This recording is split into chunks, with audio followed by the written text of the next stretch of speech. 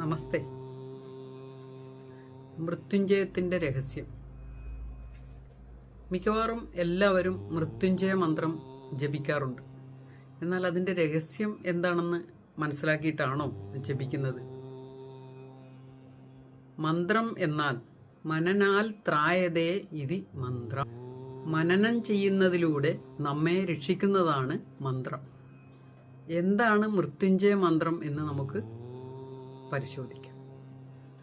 ഓം ത്രയംബകം യജാമഹേ സുഗന്ധിം പുഷ്ടിവർദ്ധനം ഉരുവാരുഹമിവ വന്ദനാത് മൃത്യോർമുക്ഷിം യമാമൃതാത്.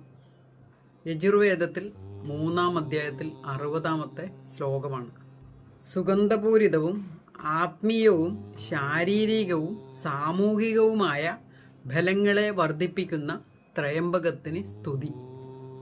മാതളമത്തങ്ങ എന്നറിയപ്പെടുന്ന പഴം ശരിക്കും മൂത്ത് പഴുത്ത് അമൃതിന് തുല്യമായി ഞെട്ടറ്റ് വീഴുന്നതുപോലെ ഞങ്ങൾക്ക് പൂർണ്ണമായ പാകം വരുന്നതുവരെ മുക്തിയോടും ധർമ്മത്തോടും വെറുപ്പുണ്ടാകാതിരിക്കട്ടെ.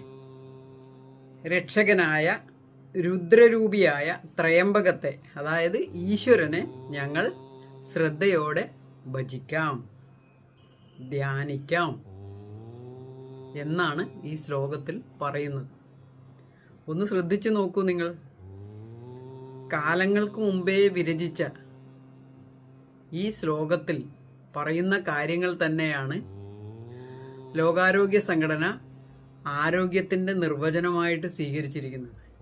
Health is a state of complete physical, mental, social and spiritual well-being, not merely as the absence of disease or any other deformities.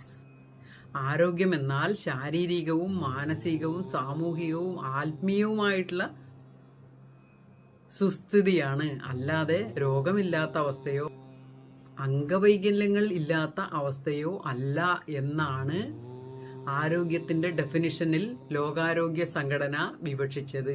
എന്നാൽ അതിനും ദശാബ്ദങ്ങൾക്ക് മുന്നേ തന്നെ വേദങ്ങളിൽ മൃത്യുഞ്ജയത്തെക്കുറിച്ച് വിവക്ഷിച്ചിരിക്കുന്നു. അപ്പോൾ ഇത് നമ്മൾ സ്വീകരിച്ചാൽ, നിത്യം നമ്മൾ മനനം ചെയ്താൽ തീർച്ചയായിട്ടും നമ്മൾക്ക് മനഃശാന്തിയും ആയുരാരോഗ്യ സൗഖ്യവും ലഭ്യമാകും. ഭഗവാൻ എല്ലാവരെയും രക്ഷിക്കുമാറാകട്ടെ. നമസ്തേ.